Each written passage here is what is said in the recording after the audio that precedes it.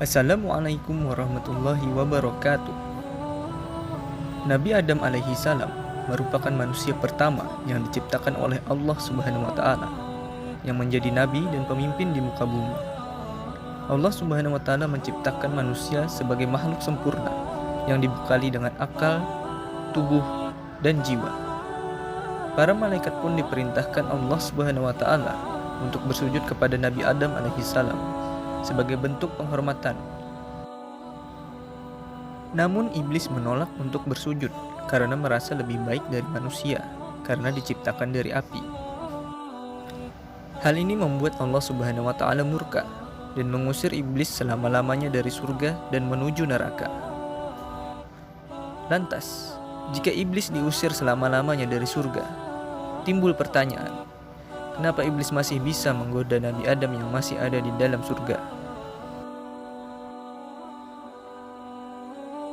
Bagaimana cara iblis menggoda Nabi Adam? Dan bagaimana cara iblis bisa masuk ke surga kembali? Terdapat beberapa ayat yang menyebutkan bagaimana cara iblis menggoda Adam.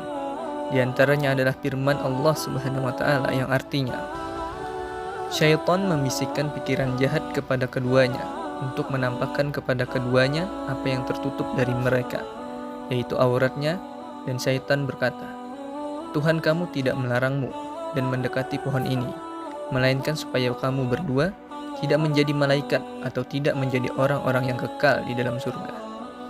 Dan dia, syaitan, bersumpah kepada keduanya, sesungguhnya saya adalah termasuk orang yang memberi nasihat kepada kamu berdua.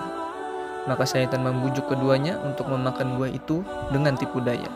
Quran Surah Al-A'raf ayat 20-22. Ulama berbeda pendapat tentang tata cara iblis dalam menggoda Nabi Adam alaihi salam. Al-Qurtubi menyebutkan adanya dua pendapat dalam hal ini. Pendapat pertama, iblis menggoda Adam secara lisan, dalam bentuk dialog dengan ucapan. Dalilnya adalah firman Allah Subhanahu wa taala yang artinya, dan dia, syaitan, bersumpah kepada keduanya, sesungguhnya saya adalah termasuk orang yang memberi nasihat kepada kamu berdua. Adanya sumpah menunjukkan bahwa itu dilakukan secara lisan, bukan bisikan. Nabi Adam pun mau mencicipi buah khuldi karena setan menggunakan nama Allah Subhanahu wa taala untuk membohonginya. Nabi Adam mengatakan tidak pernah menduga ada makhluk yang menggunakan nama Allah Subhanahu wa taala lalu makhluk itu berdusta. Nabi Adam mengatakan, "Demi kehormatanmu ya Allah, saya tidak pernah mengira ada makhluk yang mencatut nama engkau kemudian dia dusta." Pendapat kedua, iblis menggoda Adam melalui was-was dan bisikan hati dan bukan secara lisan. Sebagian ulama mengatakan bahwa iblis tidak masuk surga untuk menemui Adam setelah dia diusir dari surga. Iblis menggoda Adam dengan kekuatan setannya dan was-wasnya kepada Adam, yang kemampuan itu Allah berikan kepadanya.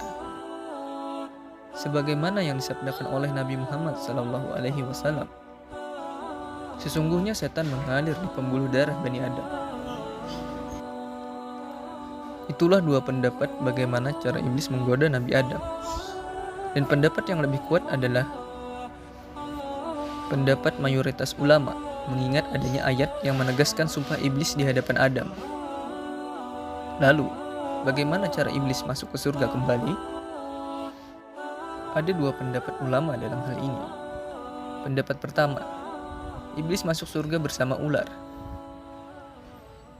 Iblis masuk ke dalam surga melalui mulut ular, sebagaimana unta bukhtiyah, binatang tunggangan yang paling indah yang Allah ciptakan.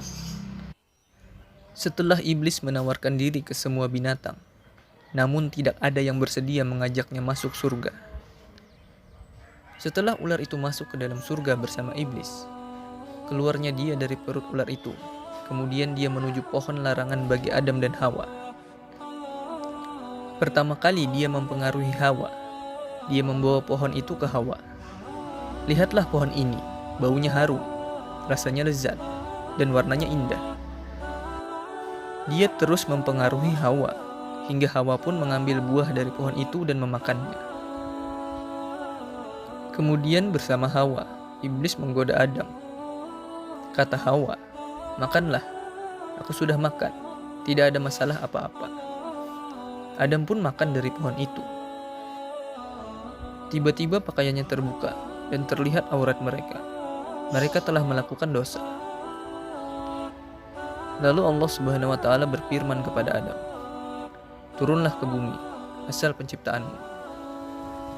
Ular itu pun dilaknat dan kakinya dilenyapkan menjadi bagian perutnya, serta dijadikan permusuhan antara ular dengan manusia. Pendapat kedua, iblis masih memungkinkan masuk surga, hanya saja tidak dimuliakan dan masuk dalam keadaan terhina. Ada yang mengatakan, dia tidak boleh masuk ke dalam surga dengan penghormatan, sebagaimana dulu dia masuk ke dalam surga bersama para malaikat. Dan dia tidak dilarang untuk menggoda Adam sebagai ujian bagi Adam dan Hawa. Masalah semacam ini adalah gaib. Tidak ada yang tahu kejadian aslinya kecuali Allah Subhanahu wa taala. Sehingga tidak ada ruang untuk menghayalkan bagaimana keadaan sejatinya. Hanya saja yang penting untuk ditekankan di sini bahwa kita wajib mengimani semua informasi yang Allah ceritakan dalam Al-Quran. Meskipun bisa jadi informasi itu mengundang tanda tanya di benak kita.